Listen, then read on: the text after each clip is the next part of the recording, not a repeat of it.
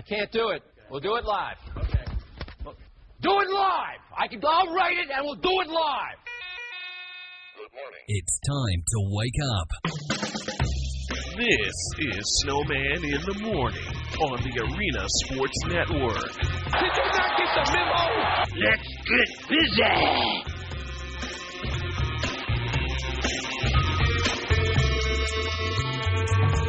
Take the time, take a bow, thank everybody.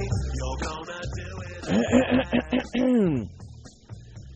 On your mark, get set, go. Good morning! Hey, guess what day it is? Hell, I can't do it.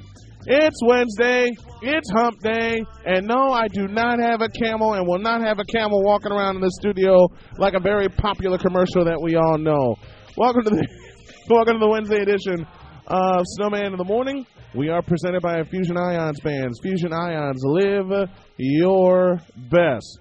I'm sorry. I had to do it because my good friend Michael Lyle, who you'll hear in the second half of the show, loves a lot of people on Facebook love posting that picture of that camel because the camel's a very popular commercial for Geico, walking around saying, guess what day it is? And if you can make the quick association, you know the rest of the skit.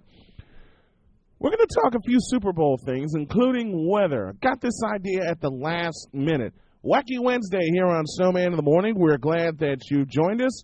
We invite you to check us out on social media, facebook.com/Snowman in the Morning and /Arena Sports Network.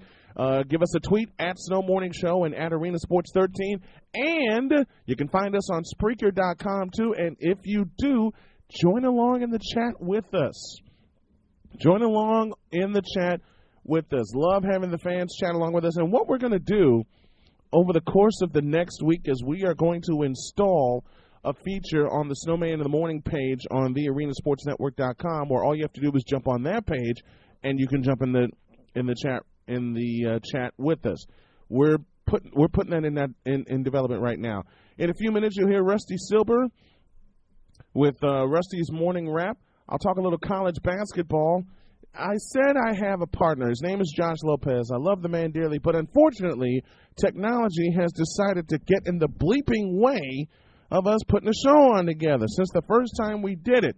But old Snowman has an idea, and I'm going to test that idea tomorrow. So hang around with us. We're going to get this right one way or another. Sound like a song, doesn't it? One way or another, we're going to get this right, and I will indeed have Josh Lopez on. Tonight, TIU basketball is the name of the game in a doubleheader as they take on, hang on to your seats, the Tigers of Olivet Nazarene as they love to get up and down the floor, both teams averaging in excess of 89 points a game.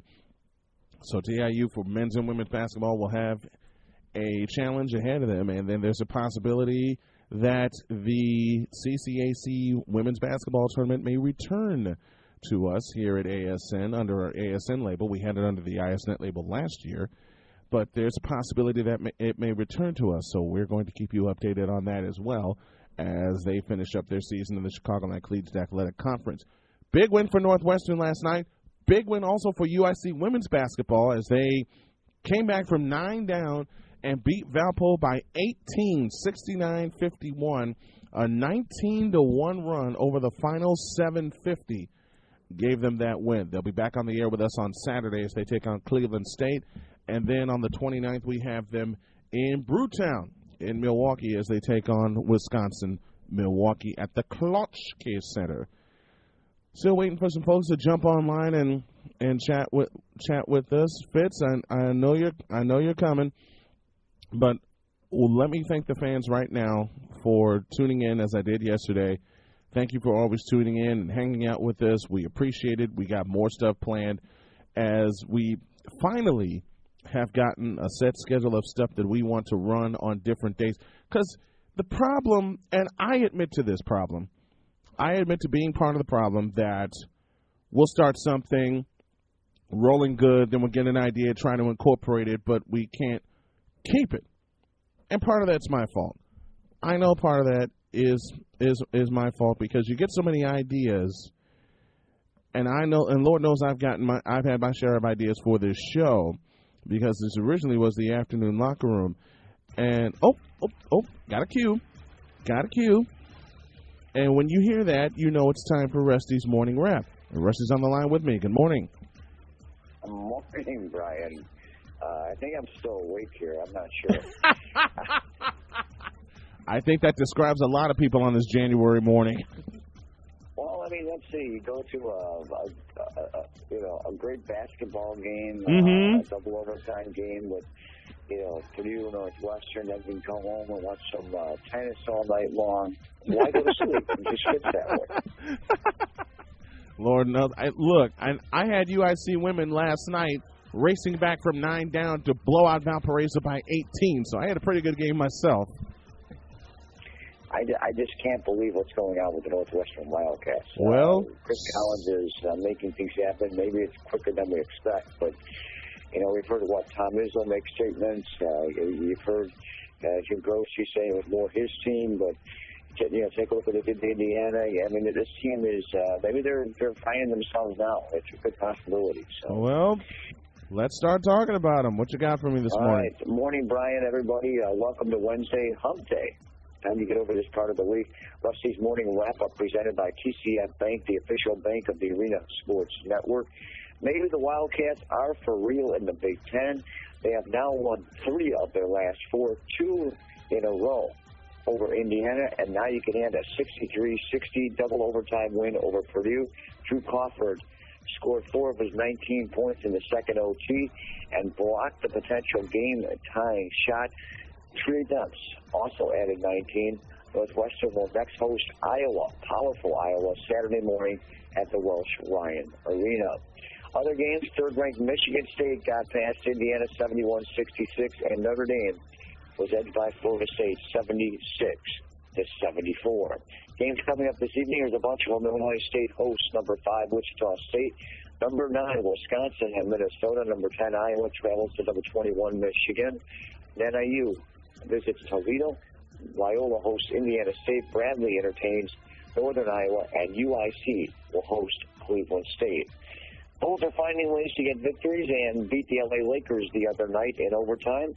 Bulls hit the road this evening and face former Bulls player Lou Aldang, now with the Cavaliers in Cleveland. Kurt Heinrich is out with a hamstring pull, and the Bulls have signed Mike James to a 10-day contract. Blackhawks have seen some of their best teams in the league lately on its schedule. No problem. Hawks know how to handle them. They got past the Ducks, the Bruins over the weekend. Now they hit the road for a rival game against the Red Wings in Detroit coming up this evening. Tennis, the Aussie Open, Melbourne, Australia. Upsets continue. Quarterfinals, second-ranked Victoria Azarenka upset by fifth-ranked Agnieszka Radwanska. And 20th-ranked Dominika Sabalenka also reached the semifinals. On the men's side, Tatsida Rafael Nadal struggled a bit, but reached the semis. And Roger Federer beat Andy Murray also in 4 sets to get there. And lastly, Brian, several angry Major League players wanted Alex Rodriguez kicked out of their union after he sued it last week, but staff lawyers told them expulsion was not allowed. Oh, wow. He's causing a lot of rift around Major League Baseball. Do you think? Rusty Silver for the Arena Sports Network, and don't forget to visit TCF Bank for more information. I wonder how this is going to play out with A-Rod. I'm sorry. Thanks, Rusty. Talk to you tomorrow. Have a good day, bye. Rusty Silver from Rusty's Morning Wrap. After a break, I'm going to hit A-Rod. This is Snowman in the Morning, and you're hearing it live on the Arena Sports Network and the arenasportsnetwork.com.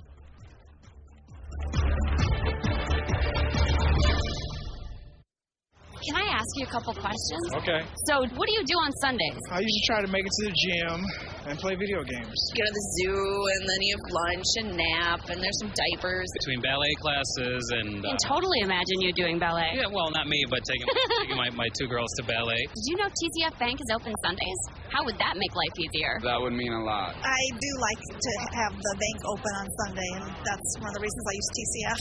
I completely agree. It's a bummer when you realize at the end of the week that you have something to take care of and the bank's not open. But TCF Bank is open on Sundays. I can't believe it. It's amazing. That is amazing. It's amazing. It's amazing. So you might go and talk to a person on Sunday? Yeah, I like talking to persons. You know what? I can tell that about you. TCF Bank is open 7 days, including Sundays. Surprised? Come into the home of free checking and open an account today. For locations and more information, call 1-855-OPEN-TCF or go to tcfbank.com. TCF Bank. Surprisingly convenient. Member FDIC. Have you ever wanted your own phone app but thought it was too expensive? Here is something even better. The best custom mobile page QR system in the world, designed for smartphones, iPhones, and tablets. Have the business card of the future for our mobile world. It includes your own customizable mobile page with unlimited flexibility, your contact info, YouTube channel, videos, events, specials, audio, and more, all on your mobile page. Your own back office so you can make real-time, unlimited updates and changes as often and as much as you want. One code is all you will ever need as you change anything in real time from your back office. This is your business card on all ads, Facebook, t-shirts, flyers, and doorways everywhere. All of this for $99.90 a year plus a $3 payment fee.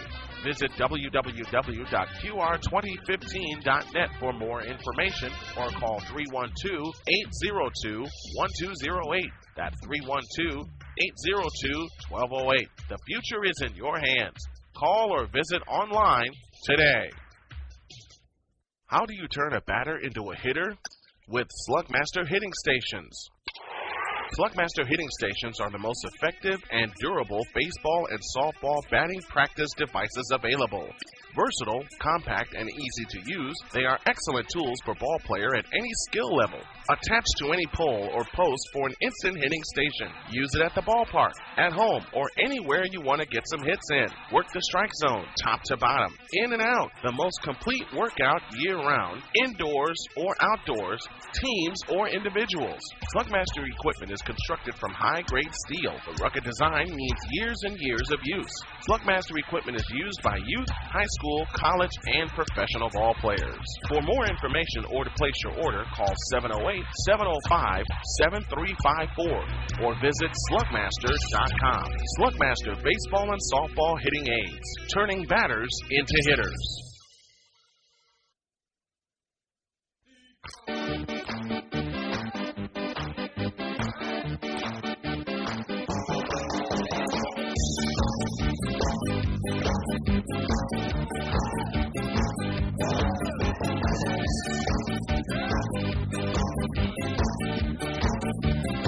Wake up, Josh.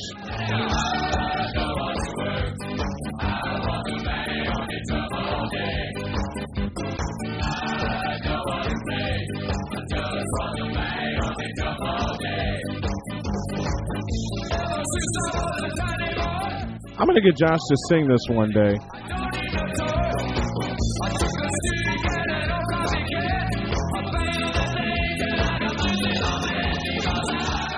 $13 beyond the hour of Snowman in the Morning. Just getting started here on this Wednesday hump day. And we hope yours is off to a good start so far. Ask of you tonight, and that will come your way at 5:15 as the TIU Trojans will host Olivet Nazarene in a basketball doubleheader. Oh, there we go. I don't know what happened that I love this song so much, but I do.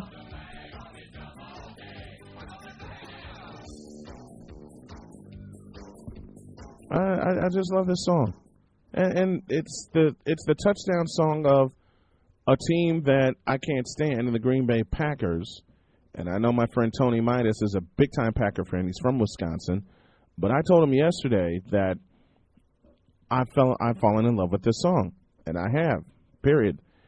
Now, speaking of yesterday, we were supposed to bring you Marquette Catholic Blazers basketball and the second round of the Greater South Shore Conference Tournament against Bishop Noel. But Mother Nature decided to intervene and dump truck Northwest Indiana with a load of snow. And, you know, there's a word in front of it that I cannot use right now. But Northwest Indiana and Chicagoland period, got smashed with a lot of snow between Monday night and Tuesday. And the GSSC postponed the games until tonight. So we can't bring you the rematch tonight because we'll be at TIU. But if they win tonight and they make the title game, that will be a special broadcast. That'll be Saturday night with a tip time, if I'm reading this correct, of 6 o'clock. So I was on the way to Marquette Catholic yesterday, and I kept watching my phone, didn't get any alerts about a train delay or anything like that. And while I'm en route, I texted Tony Midas, my dear friend, and who's also the athletic director at Marquette Catholic, and told him I was on the way. And he shot me a message back saying, I'm sorry, in about 20 minutes they may cancel the games and move them to tomorrow. And I'm like, uh-oh, what do I do now? I'm already en route. I'm already on the way. Fortunately, got there. We handled some business, and I was able to turn around, zip back downtown, and get to UIC for that game.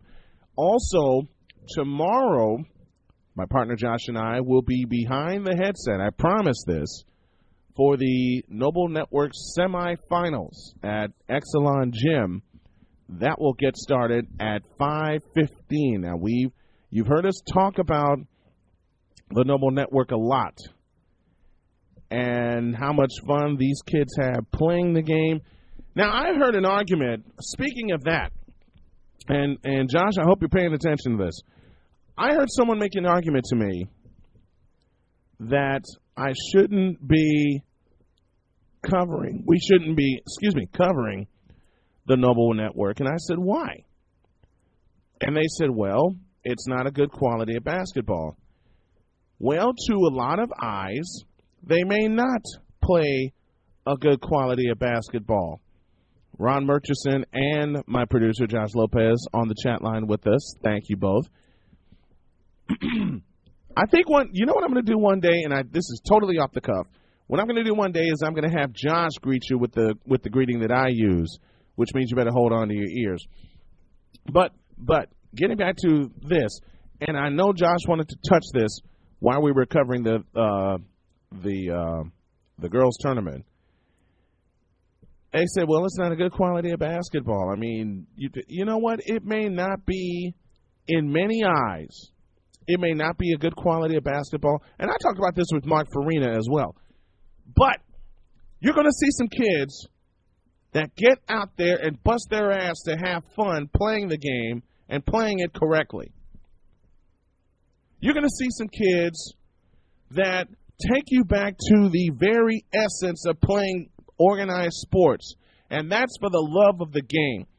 They get out there, they have fun, and they're competitive. Don't get it twisted. I never thought I'd use that phrase. Don't get it twisted. They are competitive. They are very, very competitive. So don't even think that they're not. They may not be at the level of, say, maybe the Chicago Catholic League or the East Suburban Catholic Conference or the Chicago Public League, for that matter. But these kids are competitive. And what's different between the Noble Network and the Chicago Public League, and I've said this many times over, my buddy P.J. Mays is checking in with us from Atlanta. P.J. Mays, the founder and creator of Apizzo Sports. You can visit him at apizzosports.com. And I teased a football show last night during the UIC broadcast. More on that in a minute. But to a lot of people, the sports at the Noble Network may not be at the level of what some folks here in Chicago are used to watching in terms of high school ball. I've never made that. I've never claimed that statement, nor will I, because I've had the chance to watch these kids 2 years. Joshua Lopez is a product of the Noble Network, the former Ronald Wildcat. And there is absolutely more quality with the Noble Network Sports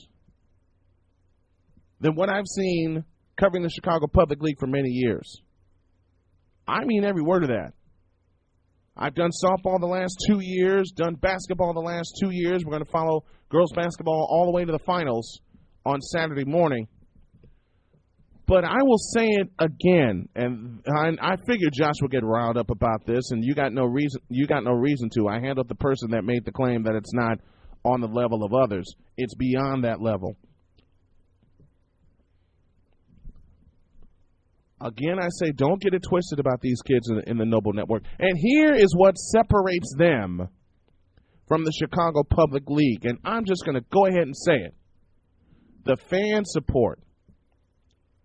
The fan support is off the bleeping charts. Okay? It's off the charts.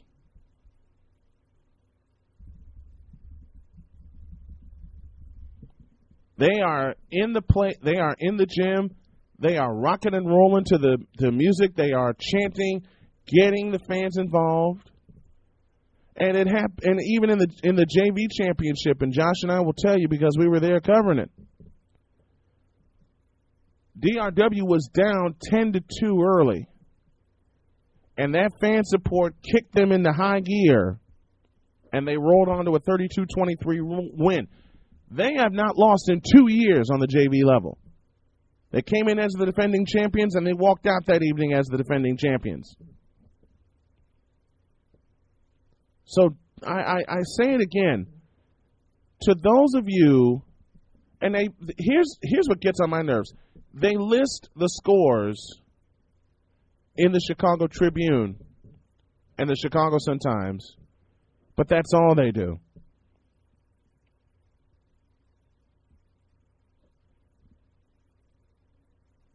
Now, yeah, man, I really wish Josh was on the line with me because he makes a very, very valid point.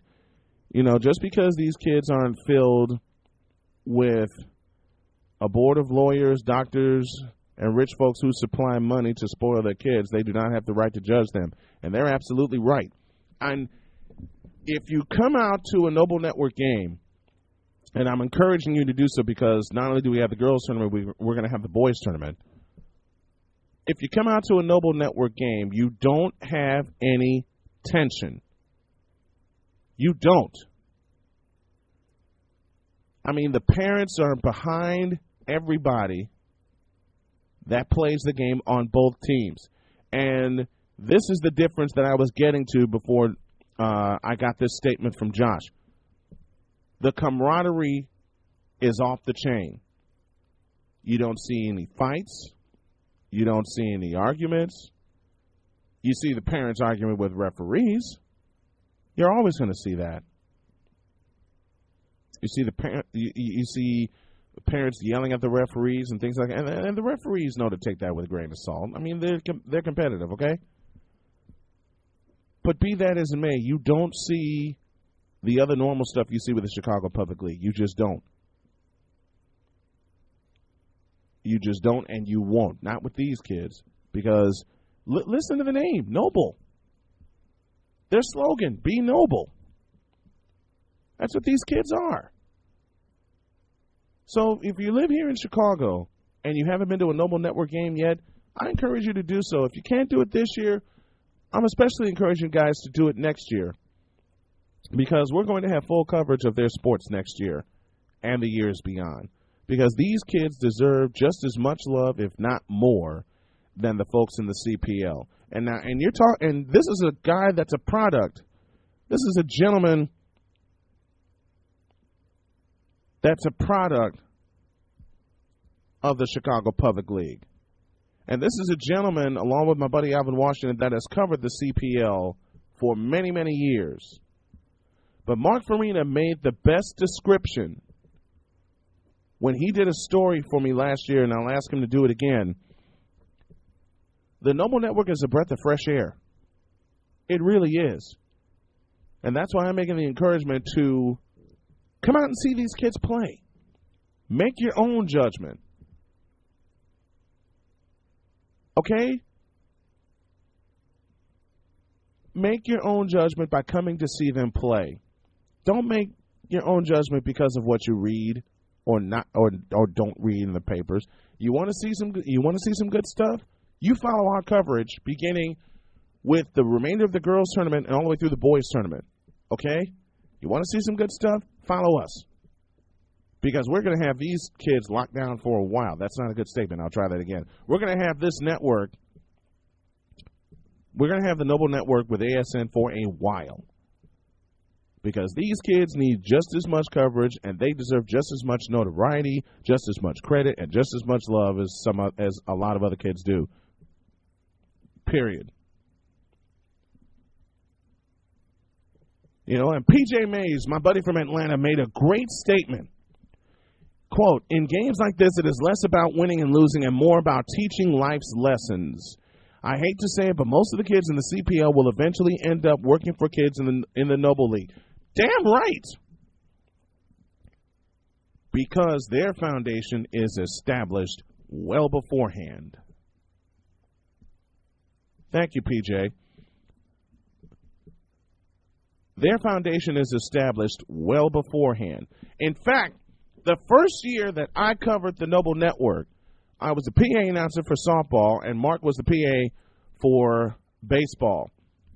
The last 2 years that we've had these guys on, the baseball game has been ridiculous. In fact, the first year that Mark and I teamed up, the baseball championship went extra innings. Not to mention it was like 65 degrees outside and the sun was shining. The softball game, the kids were hitting the ball hard. They were swinging better than some of the major leaguers I know. I hate to make that statement, but it's the truth. It's the God's honest truth. So, again, I encourage you, come out and see these kids play. If you can't come out and see them play, then listen to us cover them and bring it to you. Because we're going to have them on ASN for a while. Snowman in the Morning, presented in part by Fusion Ions Bands. Go to FusionIons.com and find out how you can begin to get your health back and become healthier, become happier, get your flexibility back that you had once upon a time. And also go to the ArenaSportsNetwork.com and find out how you can get 10% off of one of our partners, Fusion Ions Bands, FusionIons.com. Now, as we continue along here on Snowman in the Morning, I said I was not going to touch this subject. I said I wasn't going to touch this subject. But I'm going to put this in the form of a question. Since Aroyd has been discovered and found out about people found out everything that he has done and taken, and he has thus been banned for 162 games. Let me look at this in two parts. First of all, his original ban was 214 games. But he made an appeal and was allowed to finish last year. I don't think that was right. I don't think that was right for the simplest of reasons. And this shows me how soft pro sports has become in terms of discipline. If your original ban for Alex Rodriguez was 214 games, stick to it. But you allow him to make a mockery of the suspension process and the appeals process, and he's allowed to finish the season. Thank you, Ron. I got the number wrong. 211 games, not 214. 211 games. Again, he is allowed to make this appeal, and they reduce his suspension to 162 games. You know what? That just tells me that they weren't going to follow through with this 211-game suspension to begin with. Because you chopped 49 games off of his season, which was basically the tail end of last year. And now he's just going to sit this entire season, and A-Rod is challenging that. He's suing the Players Union, which has pissed a lot of the current members off. This steroid era has really ruined baseball. It's just one of the things that has ruined baseball. And a lot of fans are walking away from Major League Baseball. Not because of this, not because of the steroid era. If you remember the strike of 1994, where we lost the playoffs and we lost the World Series. It took half of the 1995 season, and it took Cal Ripken's record for the fans to start coming back.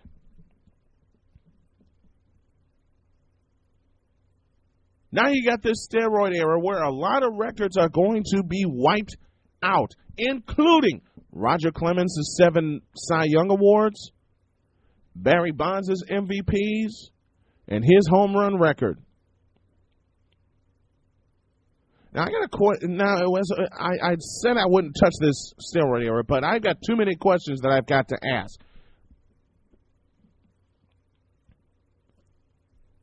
The first sport I ever fell in love with was baseball, and the biggest reason I fell in love with baseball is because of the purity of the game when I first started watching it. With some of the athletes that were playing baseball at the time, the look, the feel, the essence. For me, it was all baseball. It was all base. When I first started doing this, it was all baseball. But then the strike happened in 1994. Half of 1995 is gone. They finally get that.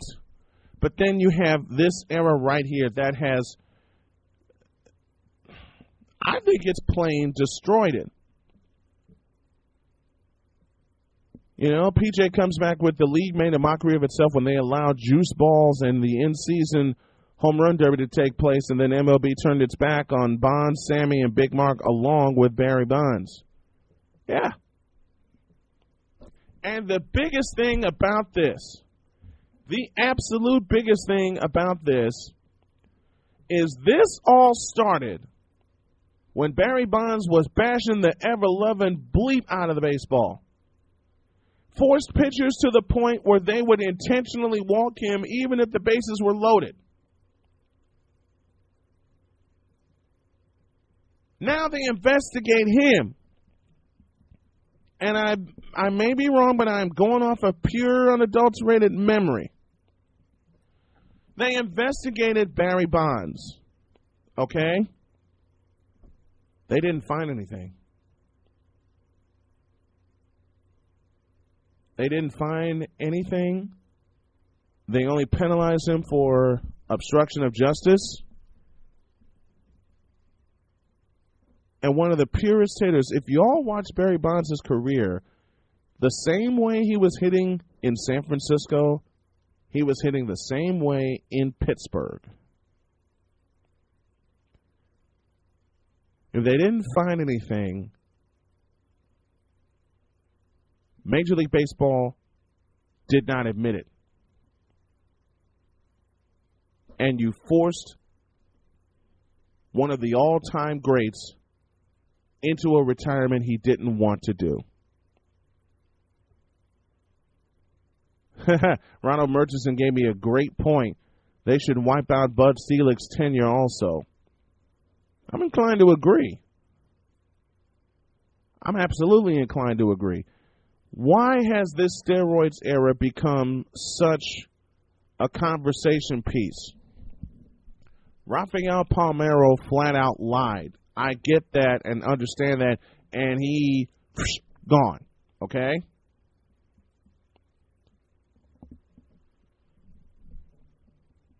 But then again, you have the discussion that remains that with everything going on with the steroid era, why shouldn't they allow Pete Rose into the Hall of Fame? Or at least lift his ban? You all remember what Pete Rose got banned for, betting on his team. I begun to do some history research on that, and a lot of people are going to have their opinions, and you are more than welcome to tweet yours at Snow Morning Show or Facebook us at facebook.com/snowmaninthemorning. He holds the record, Pete Rose does, for all-time hits. He's got the most hits in Major League Baseball history, and yet they just read the record. They hardly acknowledge Pete Rose anymore. They don't. Which I think is a little sad.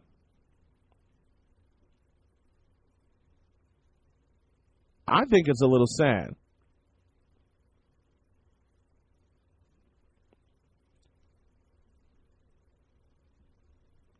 You know, PJ makes a great point. PJ May is down in Atlanta, founder and creator of Appeasal Sports.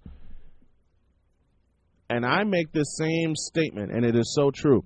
Barry Bonds had numbers in Pittsburgh before they gave him left field in San Francisco for 12 years. Hell, longer than that, 16 years. He had Hall of Fame numbers in Pittsburgh. He was ripping the ball in Pittsburgh. He became a power hitter in Pittsburgh. Why do you think he was in the middle of the lineup on that team managed by Jim Leyland?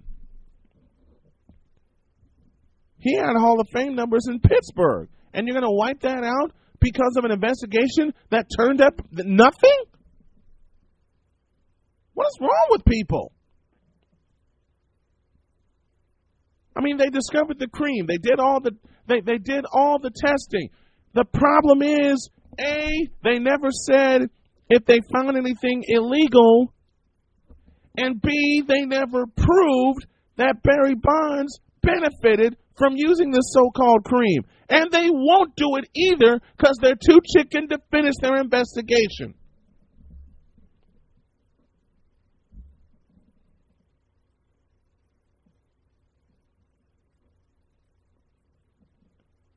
You know what? People make mistakes all the time, especially in sports. What gets on my nerves a lot of times is when people make mistakes and it is so magnified and the rest of society bases their opinion on those mistakes. They're human. Get the hell over it, will you please?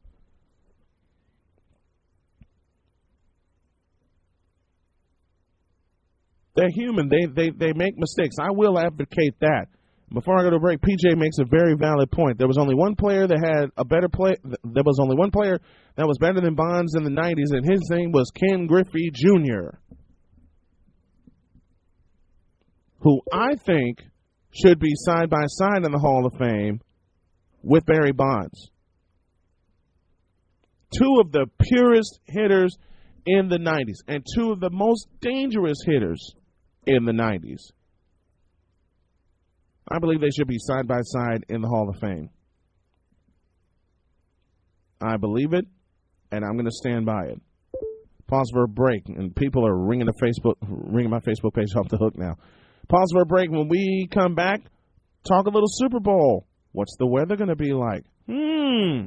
Well, discuss that, and what would you do in that situation in 2 minutes? Hey, I'm Charles Tillman, cornerback for your Chicago Bears. I've tackled a lot in my life, but nothing more difficult than waiting for my daughter to receive a life-saving heart transplant. Thanks to the selfless gift of another human being, my wife and I get to hold our daughter each and every day. You too can help give someone a second chance at life. As a registered organ donor, you can help save the lives of more than 25 people. Be a team player. Register to be an organ and tissue donor at donatelifeillinois.org. Gigahertz, providing customers with excellent service since 2008. Computer problem? Leave it to the staff at Gigahertz, priding themselves with an unparalleled work ethic and continuing to offer customers the lowest prices around. Gigahertz services include PC repair, networking, PC setup, custom PC builds, pickup and delivery, in addition to in-home and in-office service. Get small to large business solutions, service contracts, and much more. Computer problems? Gigahertz. And that's where we come in. Gigahertz. Gigahertz for your computer repair and solution needs. In-home, in-store, wherever it's convenient for you. Think your PC's infected? Gigahertz offers free virus diagnostics, with most virus removals done in 48 hours or less. Plus, they'll optimize your PC. Take that, Best Buy. Give Gigahertz a call.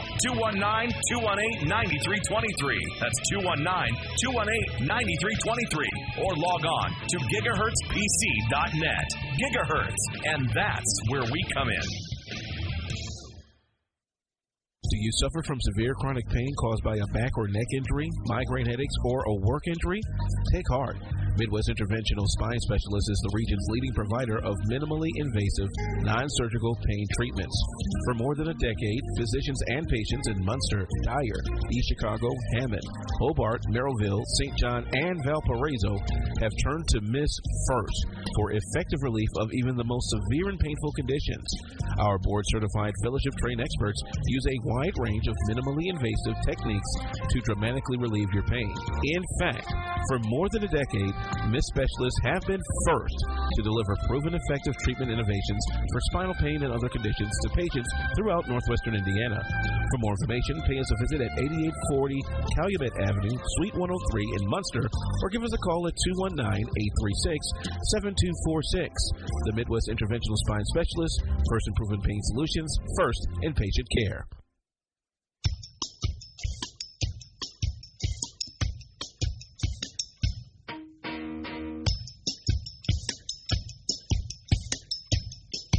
Gotta keep them separated.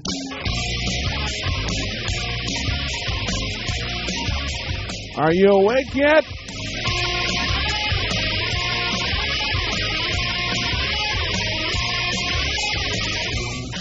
$41 beyond the hour here on Snowman in the Morning, 19 before the new hour. At the top of the second hour, you'll hear Lyle Files Live. That will be at the top of the second hour.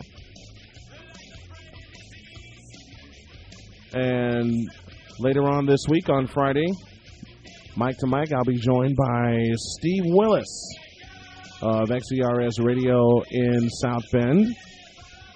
And Mike to Mike will be with us every Friday. And there are some folks that I did this pardon me. I did this segment for or with in the past, and you'll hear those, including one, Pat Hughes, longtime voice of the Chicago Cubs. Dave Ennett, current voice of the Northwestern Wildcats. And speaking of Northwestern, before I go into what I was going to talk about next, which was the Super Bowl, speaking of Northwestern, they played UIC in men's basketball earlier this year at the Pavilion and blew them out. I mean, they were absolutely sizzling from long range. I got a good buddy that's at NU right now, Bennett product Dave Sobolewski. He had a career high that night. No, Josh, you get no celebration question this morning. I got a better one in mind. He had a career high that night, especially from three-point range. I was talking with a friend after that game, and PJ, you're going to love this. He looked at me, and he said, what do you think Northwestern's going to do in the Big Ten this year? And he started giggling. I looked him square in the eyes, and I said, they're going to frighten some people. And the laughter ceased. I'm packing up, and I'm getting ready to walk out, and he looks, and he puts his arm around me. He says, now, I want you to do something for me. I said, what's that? He said, whatever you are taking or smoking, I want you to stop it. This team is not going to beat anybody in the Big Ten. I turned him around, I looked him in the eyes, and I said, no, you listen to me. This Northwestern team is going to frighten the daylights out of people in the Big Ten. Period. And he looked at me and he said, you stand by that? I said, you better believe I stand by that, and I'm going to continue to stand by it. They're led by first-year coach Chris Collins. That name should sound familiar to a lot of old-school NBA folk. He's the son of former NBA player and coach Doug Collins. I had a chance to talk to Chris Collins at Big Ten Media Day on Halloween. Yeah, how's that for a scary thought? No, kidding as I say that. Chance to talk to Chris Collins, and he was very high on his team. Rotation is short, yes.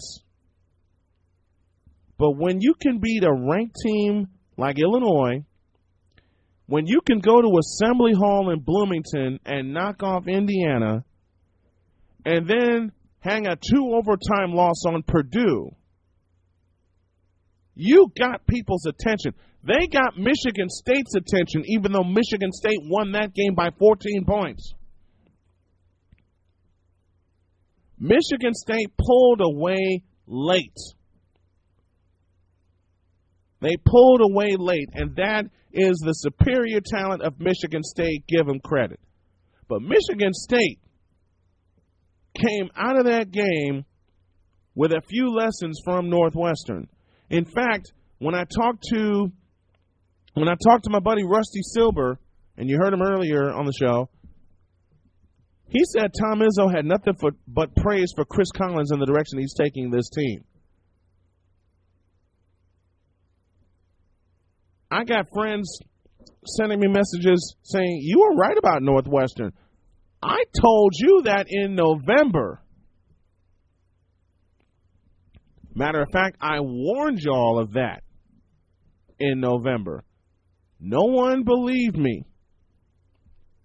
No one believed in these cats. I got another dear friend, Brett Hill. He's a big-time Purdue fan. Big-time Purdue fan.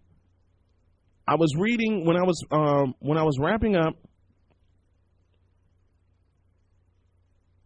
I was wrapping up my game last night with the UIC, and I'll talk about that in a moment.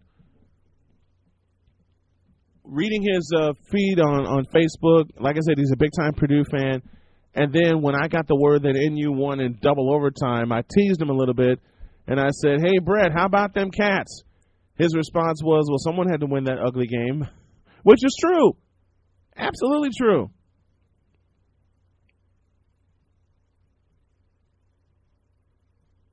Absolutely true. Someone had to win that game, and Northwestern did.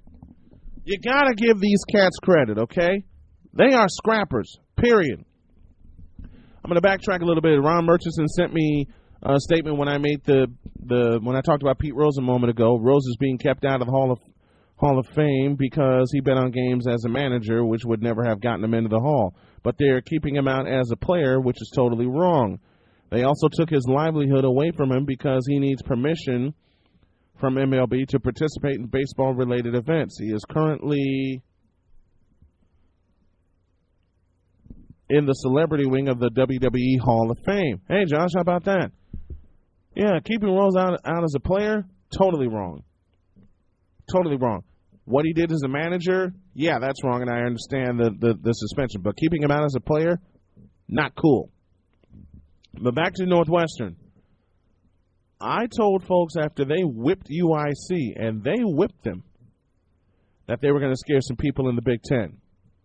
It was a big win for Chris Collins and the bunch then, and they've gotten 3 big wins in conference since then.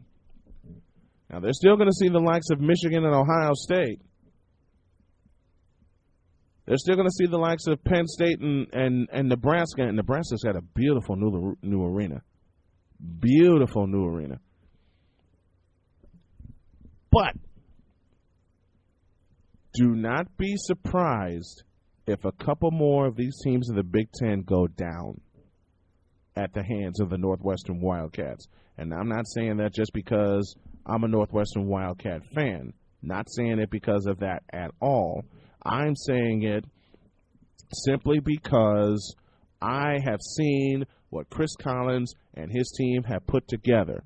And while I'm on the subject, let me turn this around and talk about the USC women's basketball team. They're on a roll again. They've won the last 3.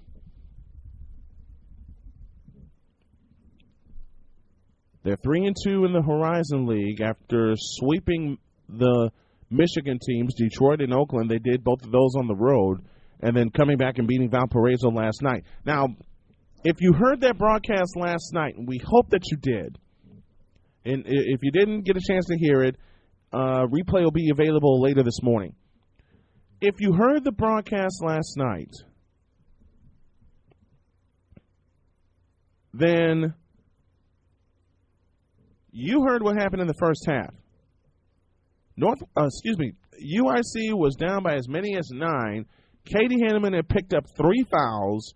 Regina Miller was trying to find a combination that worked.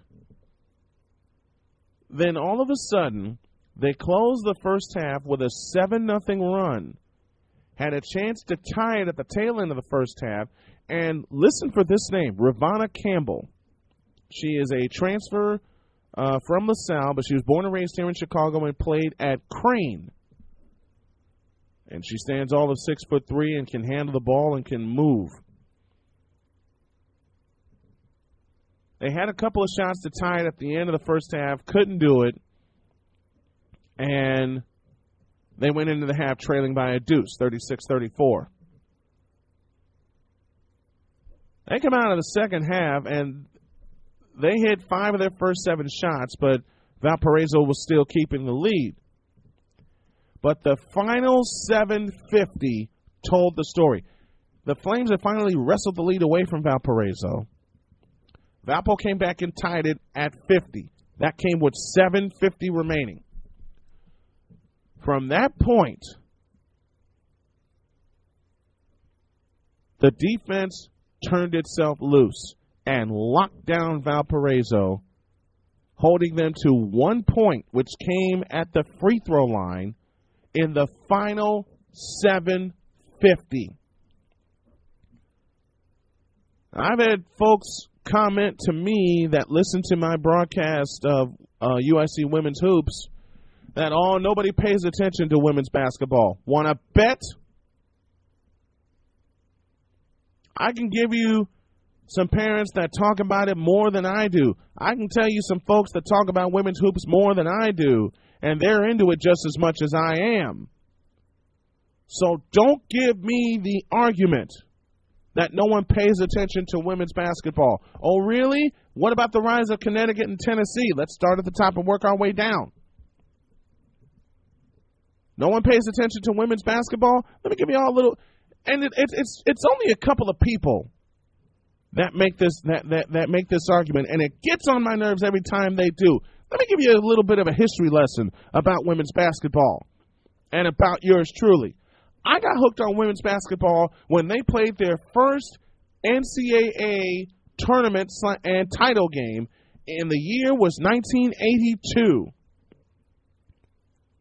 And they played that at the Scope in Norfolk, Virginia. That's when I found out about the likes of Louisiana Tech and Tennessee, Southern California. 1995, the Connecticut Dynasty was born. Then Baylor, then Texas Tech, Cheryl Swoops. You dare say no one pays attention to women's basketball? Ha! Yeah. I hate to inform you of this, but they do, big time. And then the rise of Notre Dame in women's basketball. You don't know what's gonna happen. Next week, I'm gonna ask a question that no one wants to ask, and it was first posed in 1996, and that is next week.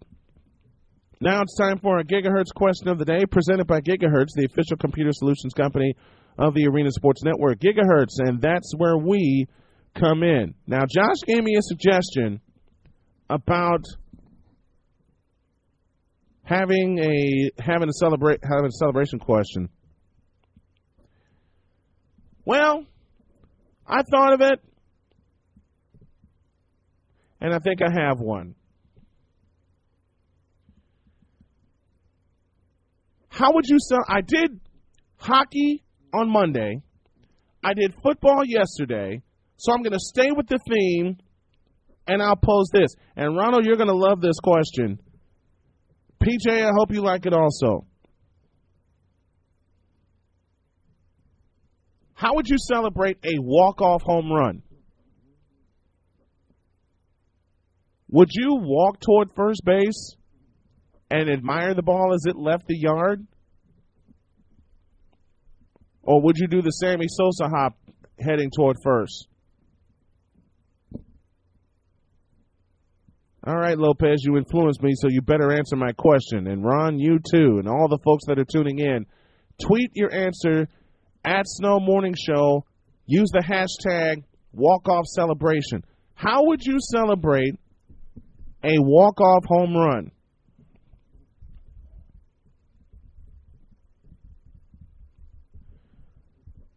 Well, I'd be screaming all around the bases because I'd be so excited.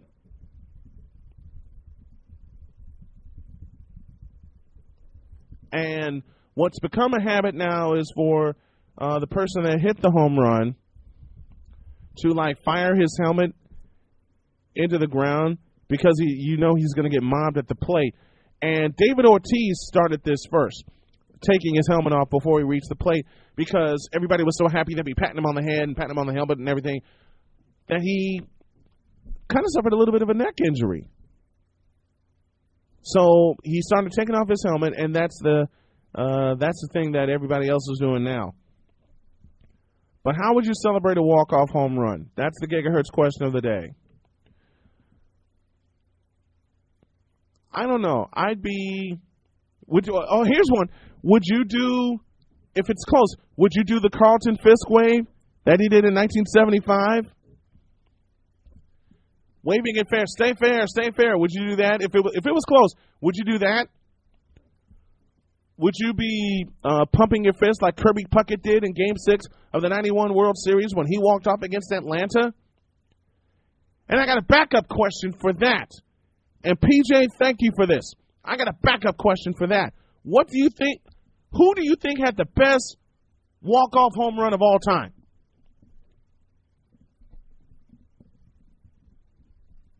It's on our Facebook. The question is going up on our Facebook page during the next break.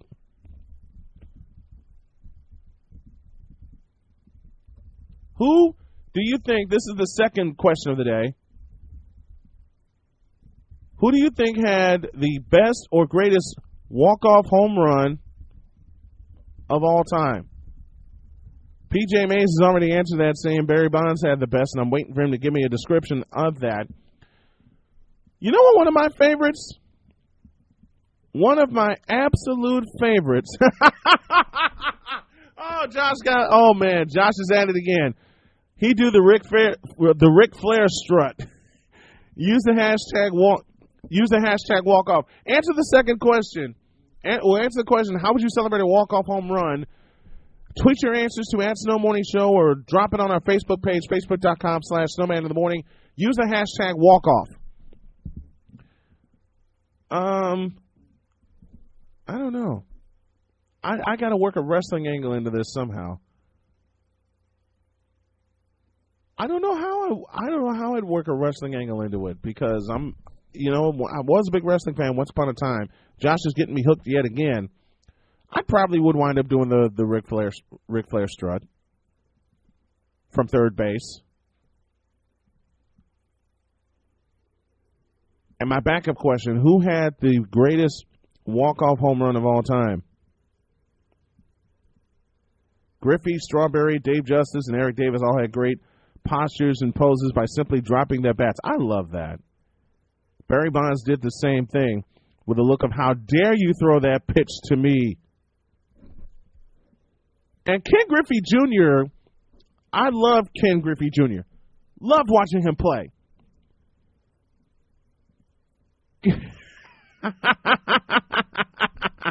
Rob Ryan, my good buddy out east, gave me two great answers of who had the greatest walk-off home run.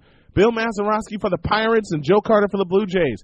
What do those two have in common? They won World Series.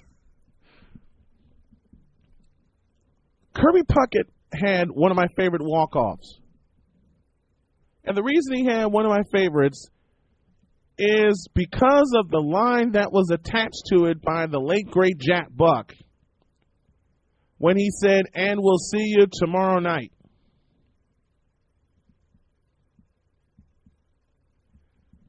Jim Moskal gave me a great answer of who had the best or greatest walk-off home run of all time. How about Kirk Gibson's walk-off from '88? Kirk Gibson's walk-off from '88 that won the game and basically won the series. Ron Murchison. Ron Murchison said I would do Rick Rude's swiveling hips. Oh, dear Lord. I have a backup question for you, Ron. Would you do it before or after he entered the cage in 90 at SummerSlam against Hall of Fame enshrinee Ultimate Warrior? Kirk Gibson had a great walk-off home run. Game 1 of the World Series in 1988. And there's a broadcast question that's attached to that. I'll do that tomorrow. But again, 2 questions of the day. How would you celebrate a walk-off home run? That's number 1. And number 2, who do you think had the greatest walk-off home run of all time? Now, I love the one Kirk Gibson hit in 88. And I know I'm going to show my White Sox bias, but one of my favorites, actually 2 of my favorites, in 1991, current White Sox manager Robin Ventura was playing third base for the Sox at the time, facing Hall of Famer Goose Gossage, and Gossage gave him a 2-0 fastball, and it turned into a walk-off slam. July 31st, 1988. The second one, I know Ron is going to get so mad at me for this. October 23rd, 2005. And a lot of fans that I know that were cheering against the Sox that year hate this name. And the name is Scott Podsednik. Beating Brad Lidge with a walk-off home run.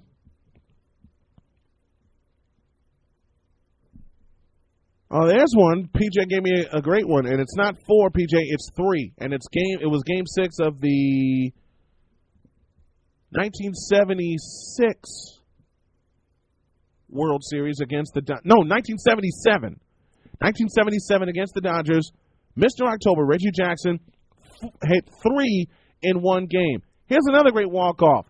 Derek Jeter against the Arizona Diamondbacks, dubbed the name Mr. November. That was 2001. Who had some more great? A lot of great walk-off home runs.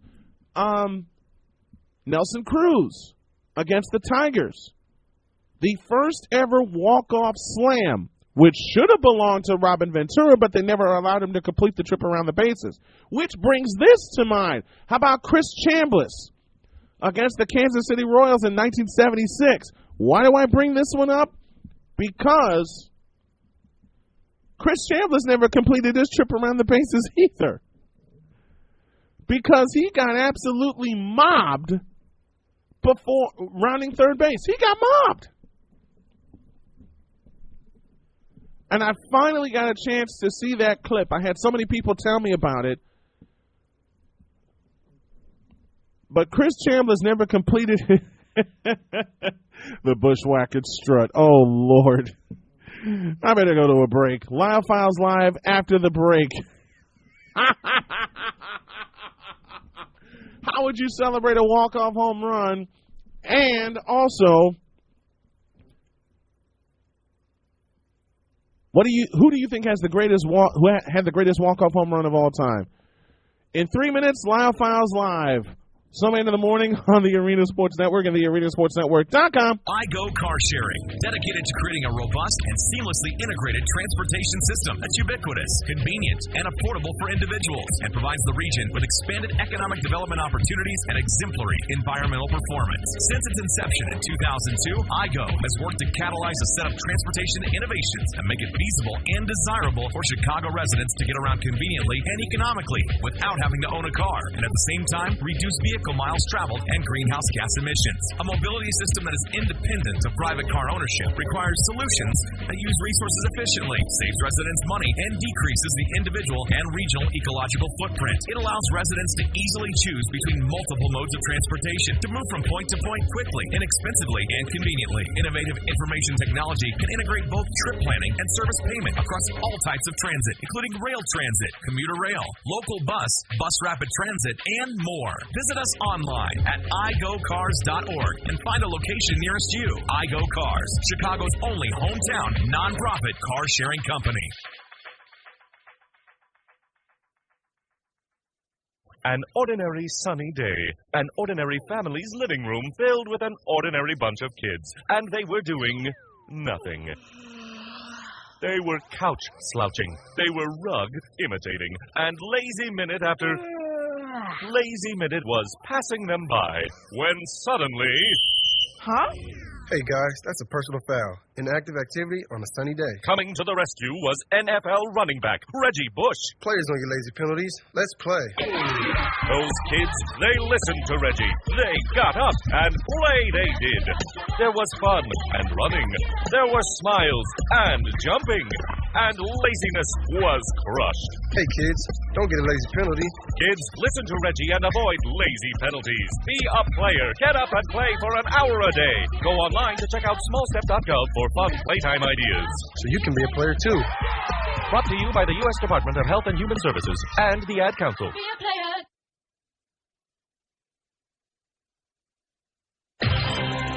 Want to get your rankings in the truest form?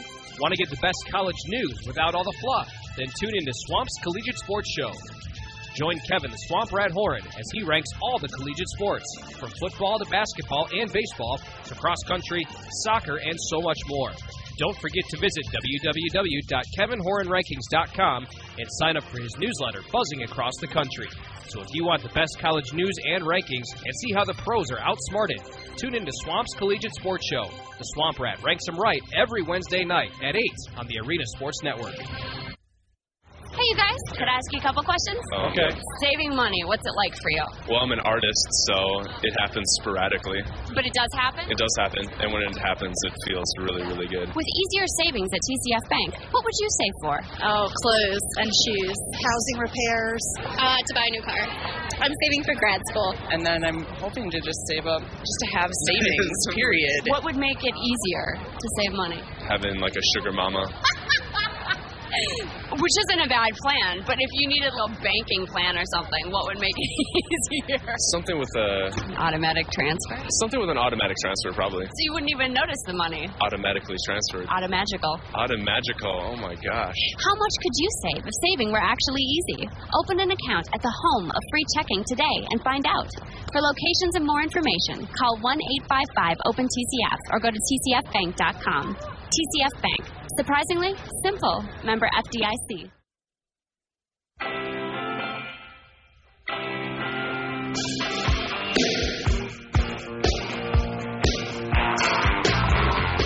There you go.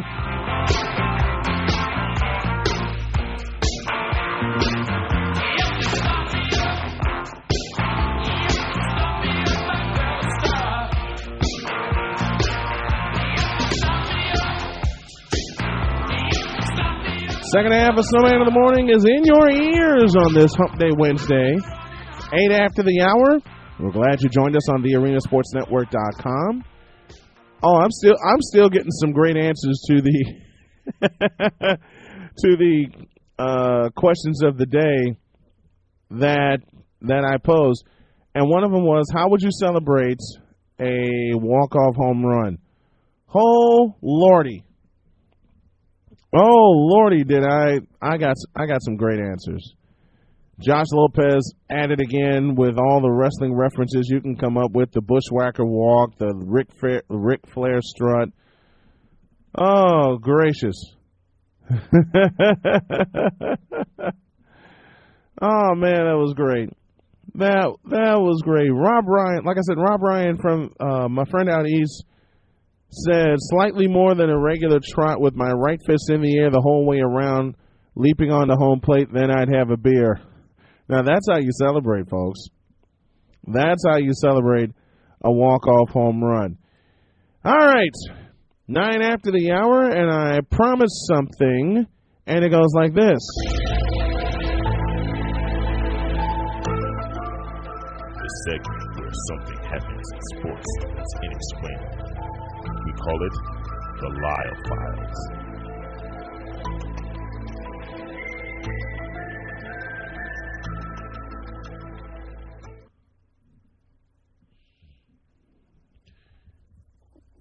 It is indeed about that time, folks. You know what this is about. Each week you hear this gentleman with me here on Snowman in the Morning, and this is the now popular Lyle Files, and it's live, and Michael Lyle is on the Gigahertz hotline with me. Good morning. Good morning to you, sir. How's it going? It's going good, my friend. How about with you? What a crazy weekend for football, huh? That is an understatement. I saw two terrific championship games, and you couldn't get a better set of quality championship games, except if you go back a couple of years to the one you and I continue to talk about when the Giants played the 49ers in Candlestick Park and produced, in my opinion, the greatest NFC championship game ever. Yeah, and considering the stakes that were at hand, and considering that the game went to overtime, and considering that quarterback Eli Manning got sacked 5 times against the stingy 49ers defense, and then a couple of miscues on the 49ers special teams and how they pulled that out, I mean, you couldn't have scripted a better game than that. And you really couldn't. That, it was even a game that the Giants really should have lost, considering how badly they played and everything that seemed to be going the 49ers' way. It had moments. So, yeah, I don't know if we're going to see anything to top that. But then again, who knows what we saw on Sunday? Perhaps that might be debatable. You know, and it's going to become debatable each time we look back in history of conference championship games. Let's dive into the NFC Championship game. Now, I've had someone, and I've had some people, and I told you this before we came on air, attack me because of my love for the 49ers. Yes, they are my favorite team, but I am also a sports journalist that gives credit where credit is due. And Seattle played one hell of a defensive second half to stop the 49ers. But the 49ers, and I said this on air earlier this week, the 49ers stopped themselves turning the ball over 3 times, giving Seattle, the chance to win, and Seattle took advantage of it. But what I will not tolerate, and I know you won't tolerate this either because you're a fan of old school sports as what I will not tolerate is people tearing down a team, doesn't necessarily have to be my team or yours, people tearing down a team because they failed in a conference championship game, not realizing what certain teams have gone through to get there. Absolutely, and you look at what happened Sunday, perfect example. I mean, you have 4 of the best teams in the league, and you know there's history with all 4 of them. I mean, they're all elite teams. They got very good quarterbacks. We all know about Peyton Manning and Tom Brady. It's the never-ending saga with those two. And then, of course, you have the up-and-coming talent with Colin Kaepernick and then Russell Westbrook. So these 4 teams are what you want, and this is the games that the NFL itself wanted, Ryan, because I'm sure when those numbers come out from the people that sat home on Sunday, like myself, with my wife, and watched these games, you're going to see some crazy ratings because this is what the league wanted. They wanted these premier matches. We saw it early in the season. We have the storybook lines going into both games, and they did not disappoint whatsoever. I don't think many people were surprised with the outcome either. No. I think people were a little bit more surprised with the way the second game went, considering how the Seahawks started. Right. And how they had to fight their way back. And how they did so. And, of course, we all know what happened in the last moment of that game. It looked like the 49ers were moving and getting ready to win the game because all you needed was a score and a PAT after which to win it. But then that game-saving play by Richard Sherman sealed it. So you couldn't have scripted a better weekend. And that's what this is about when it comes to the NFL playoffs. You want those dramatic moments. That's what people want to watch. You don't want to watch shootouts all the time. You don't want to watch those games where it gets boring to where you don't want to find yourself intrigued to watch it, or you just get sick of all the hoopla and all the craziness that goes on with it, that you say, I'm going to switch the channel. No. The league and the fans got their presence this weekend, and now this sets the stage for what I think is going to be a very, very good Super Bowl matchup. I know already people are picking the Broncos to win because of the fact that Manning went off, and he has been doing that all year. But if that Seahawks defense comes alive like it did Sunday against the 49ers, and they put some pressure on Peyton, this may not be as easy as a game as everybody is thinking it's going to be. Yeah. And considering that Peyton has put up some astronomical numbers, now you're playing against one of the top defenses in the league that just took down one of the better offenses in the NFC and the 49ers. So now you've got yourself a very peculiar situation. You've got Manning, who is obviously what's interesting about this too, Brian. I don't know if you heard this, but now he's going into the same ballpark, or stadium rather, that Eli plays in. Yes, indeed. And they're going to win a championship there. Where the ironic twist to that is Eli won a few years ago in Peyton Stadium when he used to play for the Colts at Lucas Oil. Right. So now you got two intriguing storylines. Now you got the chance that Peyton's finally going to get that second ring in his own brother's stadium. And then, of course, now he's going to solidify his legacy with another outstanding performance if that's what they're hoping that he's going to do. And then you're hoping that the other side is that the Seahawks, an up-and-coming team, they've been there once. They got there one time, but they lost to Pittsburgh. Now they have their second chance, and they have a very good young talent of running backs and quarterbacks and defense players that can really, really put some pressure on even the elite offense in a league like Denver. So I wouldn't say that this is going to be an easy game. I think we're going to see a very, very good matchup in the Super Bowl, Brian. And we're going to see a good we're going to see a great matchup, and we're going to see a competitive Super Bowl. But what's killing me, and what's kind of almost comically making me laugh almost, is all of the fallout that's happening after the post-game interview with one Richard Sherman after the Seahawks win over San Francisco. There are so many opinions that have been flying around, and I already gave mine on Monday. You know, I was going to go one way, but then, you know, someone pointed something out to me, and so I went another way. And I'm still a little confused on how to feel. But Richard Sherman did win the game. His Seahawks did win the game. But why all the fallout from his post-game? Because, Brian, he was in the middle of a heated situation. It was a game-changing play. Let's set the stage for you right now. And for anybody listening to this, they need to understand that this is what you call professional sports. It's the National Football League. These guys make millions and millions of dollars to do what they do every Sunday. You're playing in one of the more brutal sports on the planet. Yeah. You're risking your life, your body, and your career, for that matter, and playing in this thing every single Sunday. Now you got a situation where you are now in the middle of a championship game. You know what the stakes are. You've been hearing all the hoopla in the media, and guys like you and myself talk about this all the time. Well, they're listening, and they know what they're doing, and they know what's going on. They know that this is a big game for them. They know that they need to win this game. This is not the NBA where you get a 3-game series. This is a one-and-done situation. So you know that they're pulling out all the stops to try and get through that one hurdle, and it's all about one thing, just winning. Now, when you come into a situation like the game on Sunday when you have the last play of that game, 49ers are moving that ball, Brian. I'm sure every Seahawks fan, and even the 12th man, which for most of the game wasn't much of a factor until they took the lead. Okay? That's an understatement. So when you get into the latter stages of that game and you saw the 49ers were driving, you were probably thinking as a fan, I'm sure you were thinking this too. A lot of people that were watching the game were thinking, wow, the 49ers are about to win this game. Because they were moving that ball with efficiency down that field. They got down that field, and they had all three of their timeouts. Right. So it wasn't like they had to really rush. All they had to do was just get closer and closer and closer, and then perhaps maybe a couple more pass plays, maybe even a run play or an option play would have gotten in the end zone. But then you make that game-changing moment where Kaepernick and let's be real. That pass was on pinpoint. That was a pinpoint accuracy pass. Yes, it was. To Michael Crabtree. He just couldn't grab it, and Sherman made an unbelievable play, and then one of his defenders was right there in the right place in the right time. Mm-hmm. And there's your ball game. The problem with everybody reacting to it is because Sherman, now, I don't know. Here's what I don't get, Ryan. This is where I have this little divide with people when they talk this stuff. Unless you have played the game of football like they have, and you know what it's like to play a sport like football, when there's trash talking all over the place. Yes, there's trash talking in between plays. There's trash talking during the pregame. There's trash talking in halftime. There's trash talking in the huddle. And there's trash talking when they line up on the scrimmage. So you know there's going to be words exchanged between those two players. And who knows what Michael Crabtree was saying to Richard Sherman all game long. We don't know that. Right. But that's what everybody's led to believe. If he went on TV and he had that interview with Erin Andrews, who was scared out of her mind. I mean, you know she was. You know she was.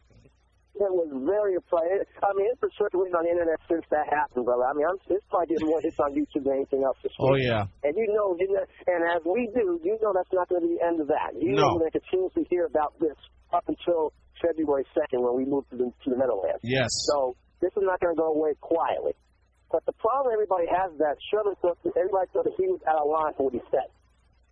Unless you are Richard Sherman, unless you were in that same position like he was, and you were listening to someone constantly dogging you out, talking trash to you, make you angry, make you fired up, and then you made probably the biggest play for this moment, at least for the Seahawks season, to get into the championship now for the Super Bowl.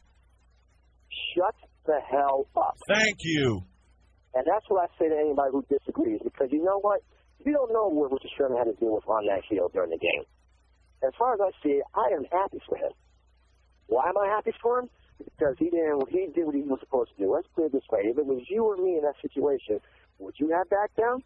If you just made arguably one of the biggest plays and you got 65,000 fans screaming their lungs off behind you and knowing that this is probably going to be the game that's going to either make or break your season, and so much talk about the Seahawks, do you really think that you would have went on that camera and not said anything in that moment? Any person, I don't care who it is, you are human. He was human. He did it. And listen, he didn't swear. No, he didn't. Curse. I mean, he was afraid that he might have slipped up or two, but he didn't. He kept it like a football player would. He let him know, look, I'm the best quarterback. Don't ever talk about me being bad or being worse. I just showed him up. Hey, he did what he was supposed to do. Any person in that situation like Richard Sherman would have done what he did. I don't care who it was now. Who knows if anyone else would have handled it differently than he did, but like I said, unless you're on the same field with Richard Sherman and like he was going through that entire 60 minutes with Michael Crabtree and having to fight back from being in an early deficit and really put his body out there to make that play, then shut up. Really, some people think that they know about football. Like, unless you played it, because I play football, I know. It's trash talking is part of the game. Yes, it is. That's why you see fights break out all the time, because they're always in their streets talking smack to each other, and it's the norm. And in this case, it was a big play. That play saved the Seahawks season. Okay, it was a game-saving play. That was the play of the game. There was so many other plays before that, but that was the play of the game. Yes, it was. And replayed over and over and over. And even if the Seahawks don't win the Super Bowl, you will see that play over and over and over up in the Pacific Northwest, because that's going to be one of their more memorable plays in the franchise's history. And so anybody who disagrees with that needs to shut up. And it will be one of their more story plays in that franchise's history. And you know what? I was going to go the opposite way until my friend Brian Scannell, who was on earlier this week with the Skinny on Sports, he posted a tweet that said, if you want Richard Sherman to stop talking, then beat him. Plain and simple. I read that, and I went totally the opposite way, started thinking about it before I came back from a break, and, you know, I went that way, and it's so true, because the first athlete that popped in my mind that people wanted to shut up on a nightly basis, his last name is Jordan. Mm-hmm. And you know what? What did Jordan do? He let his game speak for himself, didn't he? Absolutely. He was supposed to. And what was it? How about another famous athlete that we all know and love, Muhammad Ali? Oh, my God, yes. You know, he used to talk about storm of trash talking, but you know what he did? He backed it up. He backed it all up. If you want to shut somebody up, you have to play them. You beat them. It's like being a reporter. You want to beat somebody to a story, you have to beat them. Don't give them any chance to breathe. You take them out. You put that knockout punch. You apply the pressure. You don't give them any room to wiggle. Take them out. Execute it. That's what Richard Sherman did against Michael Crabtree. And let's put it this way. If Michael Crabtree had made that catch, Brian, we'd be talking a whole different story right now. Who exactly. Michael Crabtree went on the camera and did the same thing that Richard Sherman did? Oh, yeah. He would absolutely would have done it. Yeah, he would absolutely would have done the same thing. And a team that I mentioned that people wanted to beat on a nightly basis, and the Bulls finally solved them, the Detroit Pistons of the bad boy era. So Brian Scannell made a very valid point, and you're backing up the point, and I agree with both of you guys. If you want someone to stop talking, you shut them up with your actions on the field or on the court or whatever. You beat them, and you don't give them a chance to recover. You knock them out. That's what a boxer does. You knock them out. Same thing with football. You want to make that game-saving play? You want to stop that defender from making that play? You make the catch. Otherwise, you're going to get beat, and then that defender's going to make the play, and then it's going to be you looking all silly afterwards because you didn't do your job. Okay? And let's face it, we wanted that play 1,000 times, Brian. You will see what I'm talking about. That was a catchable ball by Michael Crabtree. It was. He had two hands on it. Sherman just was right there at the right time, made the tip. Like I said, his defender was right there in the right place to make that catch and end the ball game. Right place, right time. Talked about make the plays. You are a playmaker. That's what they say you are. You got to be a playmaker, like Michael Irvin. Playmakers, make the play. You don't make the play, you lose the game. Sherman made the play to save the game. Crabtree didn't. End of story. That's it. That's it. Right place, right time for everybody, and Richard Sherman and the Seahawks defense made the right plays at the right time. Loud Files Live this morning, brought to you by Gigahertz, the official computer solutions company of the Arena Sports Network. You can catch Michael Lau with me every single week here on Snowman in the Morning. A pleasure, my friend, as always. And, folks, I want you to hang around 1 week's time. Michael and I are we're not going to give it away. Michael and I are going to attack a subject that is dear to us, but making us angry every single time. And I know you can't wait to have fun with that one. Well, I'm waiting for it right now. I'm just waiting for you to give us the green light so we can get right on with it. Well, in a week's time, I'll just say in a week's time, we're going to turn a lot of heads and open a lot of eyes. I promise honesty in sports talk. We're going to deliver it, and next week is going to be a part of it. Thank you very much, my friend. Appreciate the time. Always a pleasure, B-Man. We'll talk soon.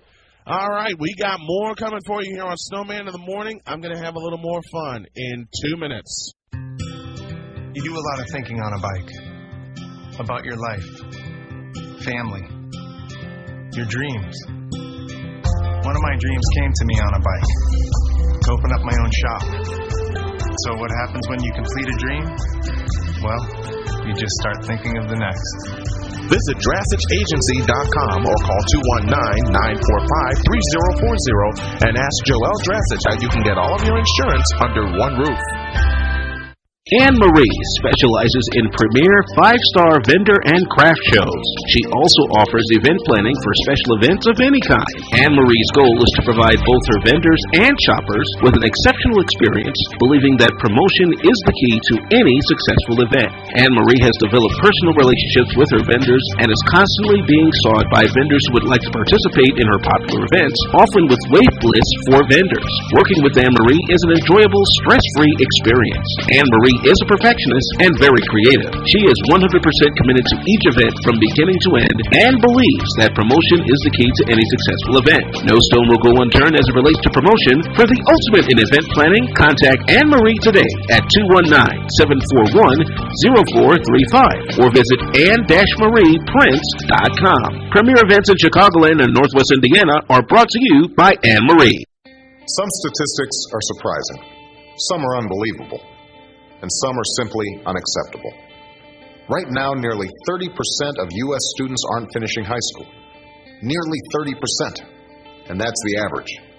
In many places, it's even higher than that. And fixing it is a responsibility that we all share. This is President Obama, and I urge everyone, not just parents, but friends and neighbors and family members, to take responsibility for encouraging the high school students in your communities, to support them, challenge them, push them a little, and do whatever it takes to help them make it through. Because this is one statistic we simply can't afford to ignore. You can do your part by going to boostup.org and sending an email, a text message, or even a wake-up call to a student at risk of dropping out. Go to boostup.org and provide the boost that's needed to make it to graduation. A message from the U.S. Army and the Ad Council.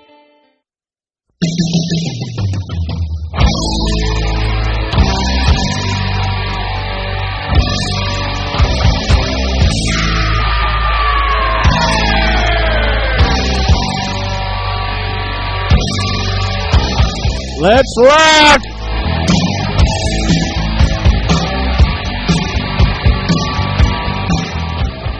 $28 beyond the hour here on Snowman in the Morning. We hope that you're enjoying it as we are enjoying bringing it to you. And we will continue to enjoy bringing it to you each morning here on the Arena Sports Network and the arenasportsnetwork.com. You may have noticed some changes on the website. We got a lot more changes coming your way.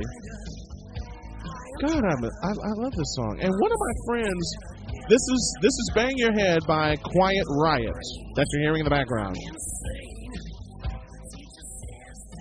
And I will make this joke, and I've made it before. Imagine the look on my mother's face when she heard me banging this song while in production. Not to mention Todd Rundgren, a few Rolling Stones, a little AC/DC, and the rest of... See, this is what people need to understand. Besides sports, music unites a lot of people, okay? Not the stuff that's out now. I'm talking about songs that you hear me play when we come back from break each morning. That's a whole other story. Now, I got a great Super Bowl question. Super Bowl's in 2 weeks. And, thank you, PJ. I told PJ, my buddy in Atlanta, that got a good foundation so far for Snowman in the Morning, and he said it's a very solid one. And one thing that I am going to, and we're going to add a couple of things, but we're going to also add an hour to the show. That'll come in the spring.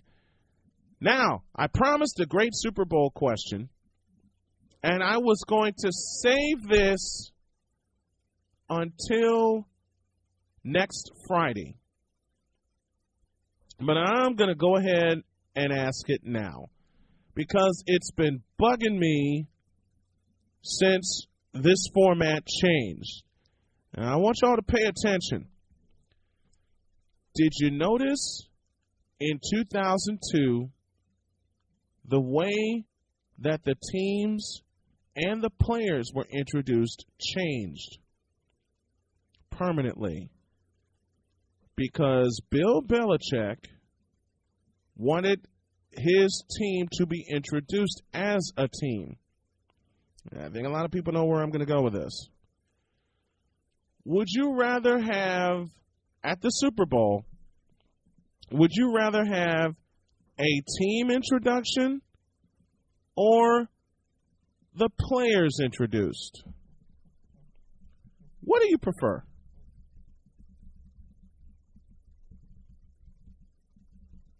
What do you prefer at the Super Bowl? Because for a while they did team intros and then they did player intros for the longest time, as long as I can remember.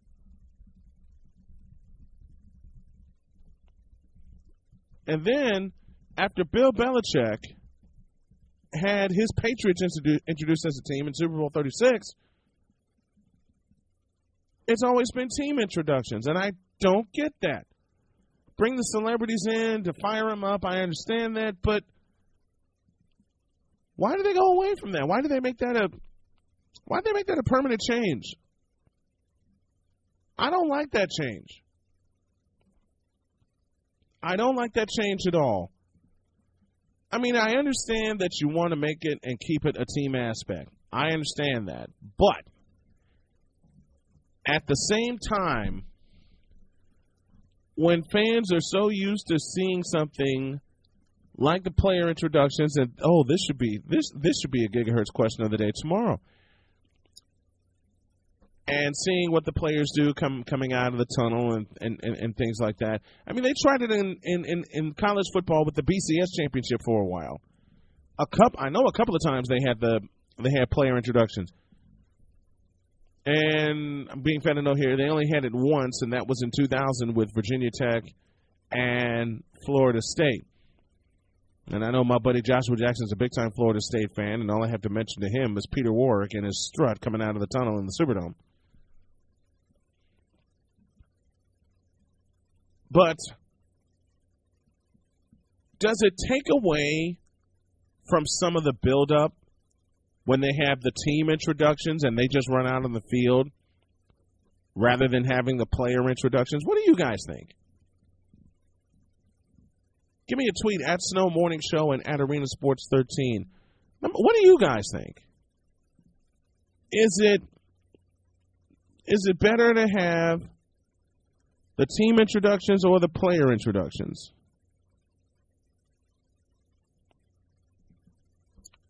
I always preferred the player introductions because you get to find out then, and I know you watch throughout the year, but you don't see the networks do the player intros, except if it's a conference championship game and they'll have the stadium PA announcer pick it up. But I always preferred the player introductions at the Super Bowl. Well, I had a couple of the Superdome too. I always preferred the player introductions. It just seemed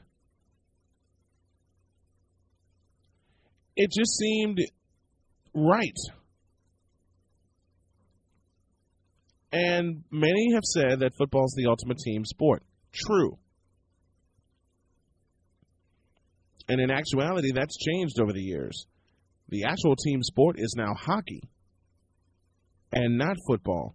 But be that as it may, why do I preferred the player introductions, because you get to find out which unit was carrying the team to the Super Bowl. And a lot of times, defensive units would be introduced. In fact, in Super Bowl 31, in the Superdome, both defensive units for the Packers and the Patriots were introduced. 32, both offensive units, because that's what carried them. 33, same thing. Same thing in 34 with the offensive units. 35, both defensive units, because that's what identified the team. And then the change came in 36 when the Rams had their offensive unit introduced and the Patriots were introduced as a team. And you heard Pat Summerall say, choosing to be introduced as a team. Because this is the backstory to that. Super Bowl 36 in New Orleans, the first one that was held in the month of February, and that was due to 9/11. They kept asking Bill Belichick which unit you would want introduced. Now, this is also an illustration of the influence of Bill Belichick now. He kept saying he wanted his team introduced. What do you all think?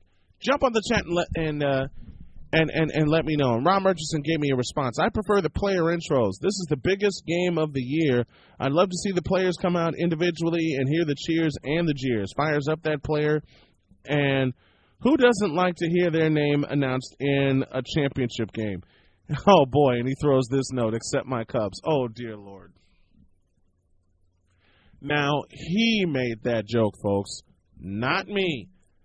Even though I had fun with the Cubs earlier this week and Ron listened in protest, he made that last joke, not me. But a good point. You get to find out who the fans will cheer and jeer.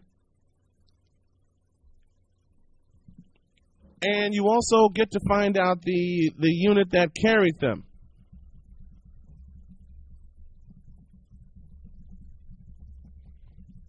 Let me see if I can get a response from PJ. But again, the question, would you prefer player introductions at the Super Bowl or team introductions?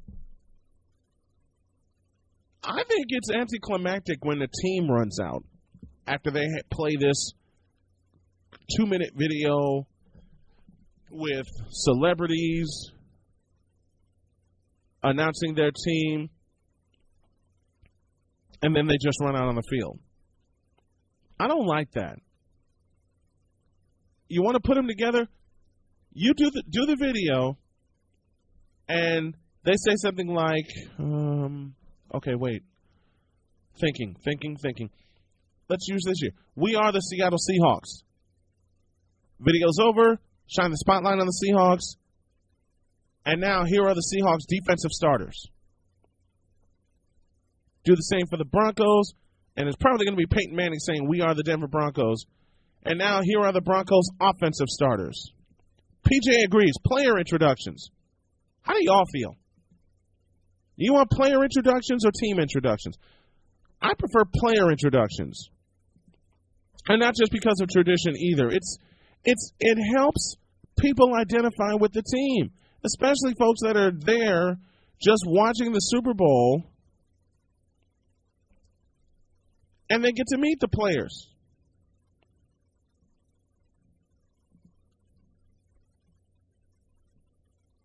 Fans identify with individuals, not teams. It is true. Thank you, PJ. It's true. Fans identify with players than with teams. Okay, you want to see who gets introduced. I'll give you a perfect example. Last year in the Superdome, I didn't know which way they would lean, if they would do the team intros or the player intros. And they did the player intros, and then the Ravens run out. And tell me I have wishful thinking, whatever. the team runs out and nothing else, and then they do a pregame interview. Come on. That's not how they did it back in the day. They didn't have player or coach interviews before the biggest game of the year. Well, actually they did, but they recorded them in advance. Come on. Get back to the player introductions. And let Paul, anybody, PJ, I'm going to mention a name, and I hope you're familiar with it. For 7 Super Bowls, no, 10 Super Bowls, there was a gentleman that was the public address announcer at the Super Bowl each year who was the first play-by-play voice of the Tampa Bay Rays. And his name is Paul Olden. Paul Olden is now the public address announcer at Yankee Stadium.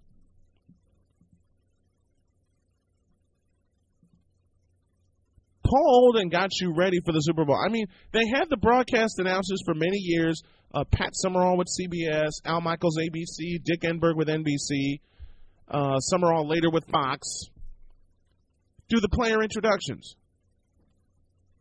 But it's so different. It was so different when Paul Olden did the player intros.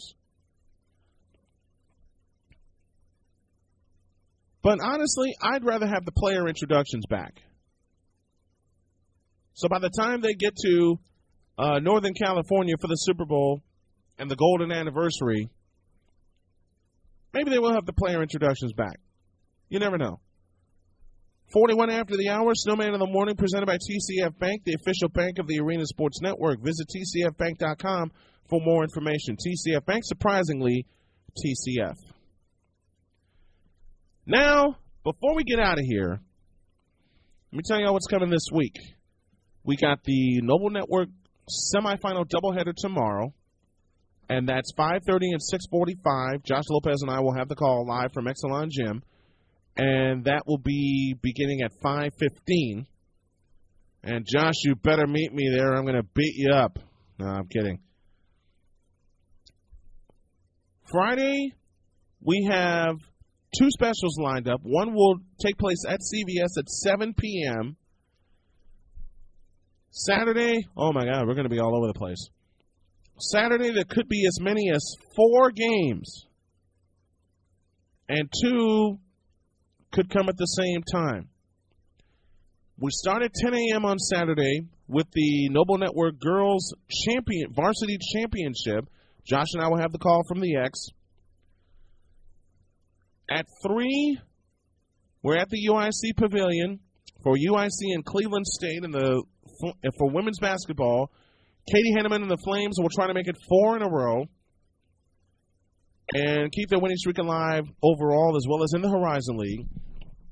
And then at 7, we'll be in Deerfield with the TIU Trojans taking on Purdue North Central. And that'll be at 7. That's actually at 7. Tip time 7:30. That's all this week. That's all in the next few days. Holy cow, my voice is going to take a beating. But I love it.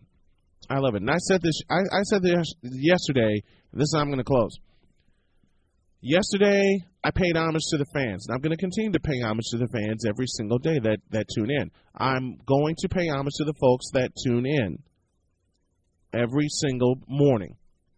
Because when we started this, didn't know what was going to happen. This was just me saying, I want a morning show.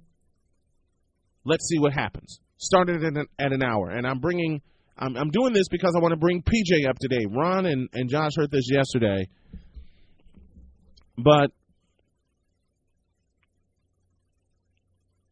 I want to be sure that people know what's going on. When Snowman in the Morning started, it was going to be a compliment to the afternoon locker room, which was what we had on during the summer. And then had to stop the afternoon show because of, and I had to stop it because of my play-by-play duties. Started the morning show October 1st. Didn't know what was going to happen. Now it's beginning to take off. It's got a great foundation. We're going to add an hour to it in the spring, and we're going to add more segments to it as well. But we would not be nowhere in existence for the past 18 years, either as the Arena Sports Network or as our original name, ISNet America, were it not for the fans that tuned in over the years. Be it for basketball, be it for the crazy sports section show that we had back in the back in the late 90s up until 2006. Were it not for the high school games that we had, were it not for the fans tuning into the high school games that we had, did some semi-pro stuff, did a lot of college sports. That was our foundation when we started at Chicago State University. But the fans kept coming. The fans kept coming. And that's what we appreciate the most. Personally, I appreciate all the fans that tune in each morning to Snowman in the Morning. Good, bad, or indifferent. And I've always gotten some great, great suggestions.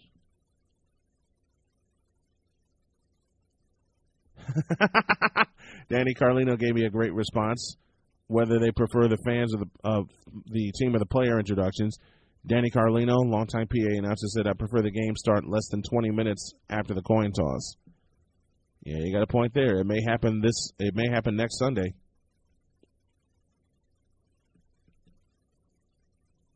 It may happen next Sunday. You never know.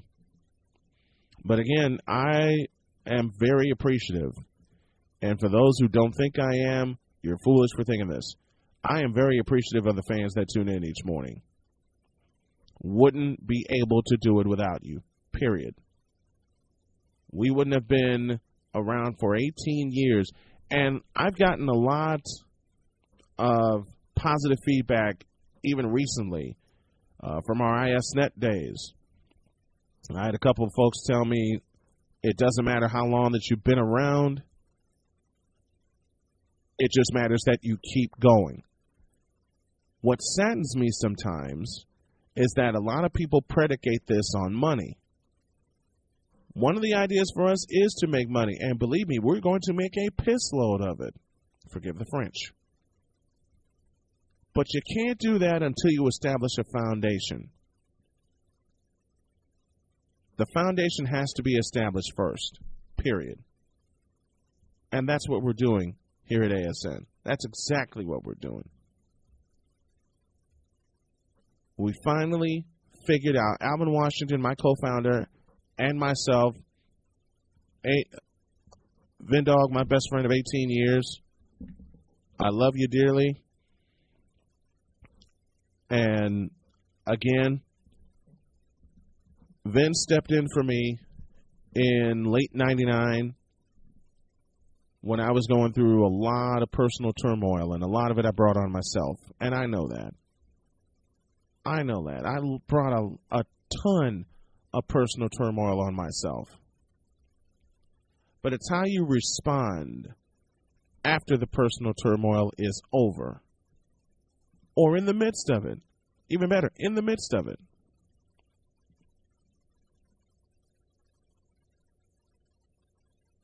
And PJ, you just crystallized everything. You have to have a passion for the job, be a servant leader, and then everything else will come. And everything will come. I teased it last night. A week from Saturday, you'll hear 100 Yards of Football, Super Bowl edition, with my good buddy Vince Turner out of Memphis, Tennessee. He'll get you ready for the Super Bowl. We'll have our Super Bowl special next Friday. And it may even be expanded. You don't know. Just know next Friday we're talking all things Super Bowl. But 100 Yards of Football will come next Saturday. And that will roll at 10 a.m. Eastern. 90 minutes of football talk. 90 minutes of Super Bowl history. 90 minutes getting you ready for the big game on February 2nd. That's a week from Saturday. But please remember something. And remember this throughout life. Not just in the situation that you're going through. And my friend Craig Hill said it best a long time ago when part of my personal turmoil started. Tough times don't last, tough people do. Now, I guess you can say we're inside the journey since we're getting ready to close out here, but tough times don't last, tough people do. And it's the truth. It's the absolute truth. I knew I wanted to be, and I'm not making this all about me. I am not. I just want people that can relate to their lives the things that I have been through and many others have been through that can identify with me. As mentioned, I've had a lot of personal turmoil in my life, and it's nearly wrecked me because I almost let it. Okay? I know I'm going to get a lot of flack for this, but, you know, the Lord said, speak ye the truth and ye shall be free. I'm going to go ahead and speak it. I want people to know who I am and not just a guy behind the microphone that loves talking sports and loves making people laugh and seeing people smile and being around the fans. Once upon a time, I was homeless for 2 years. And it was my own fault. I'm not ashamed to admit it anymore. What gets on folks' nerves when you are no longer afraid to admit to your mistakes and you bounce back from them. Am I where I want to be right now? No. Am I going to be there? Hell yeah, I am.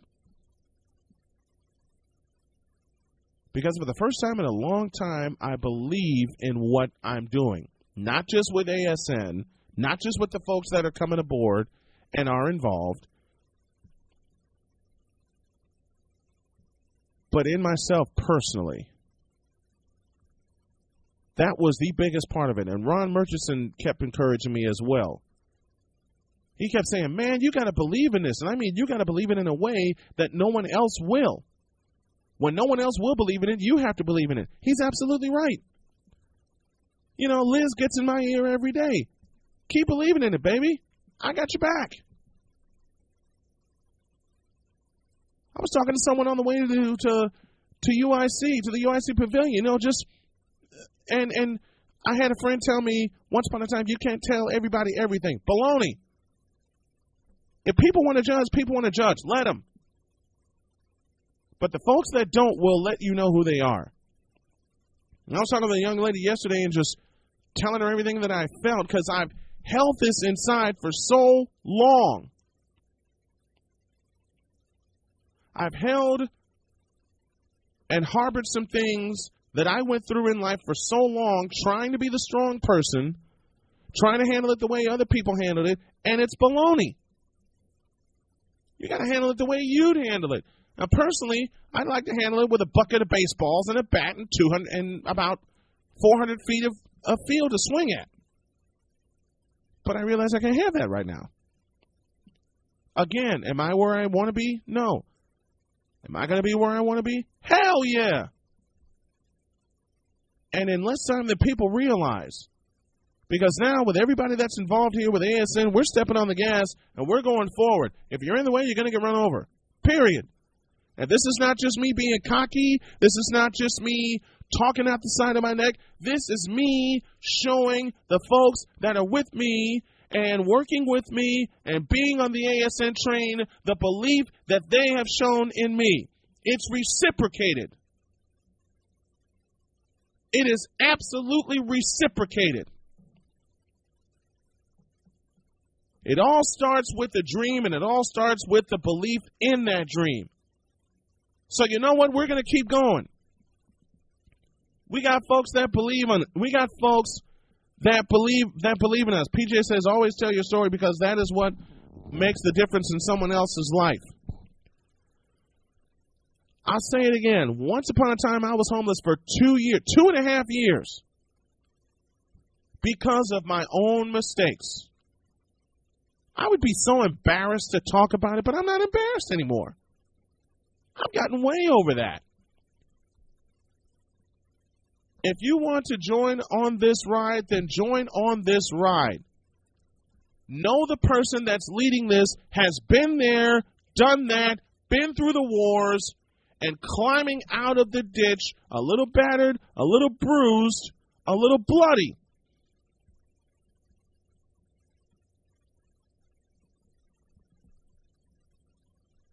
But we're still going. We are still going.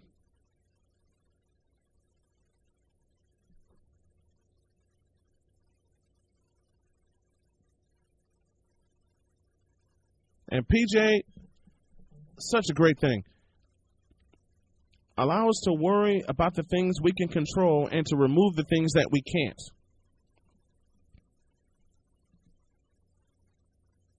That cannot be more true. That can't be more true.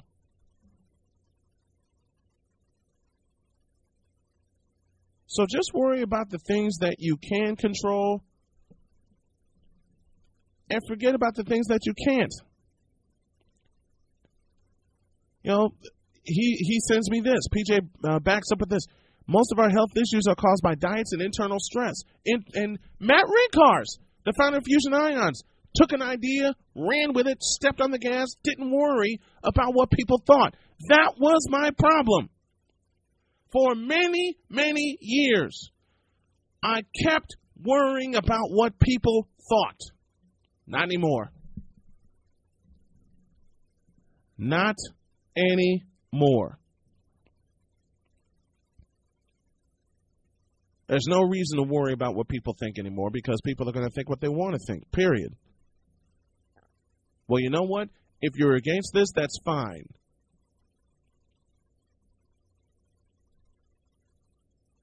But at the same time, and this is for the people that have tried to shoot this down verbally, you've got no right to judge when all you're doing is wasting time shooting someone else's dream down instead of pursuing your own.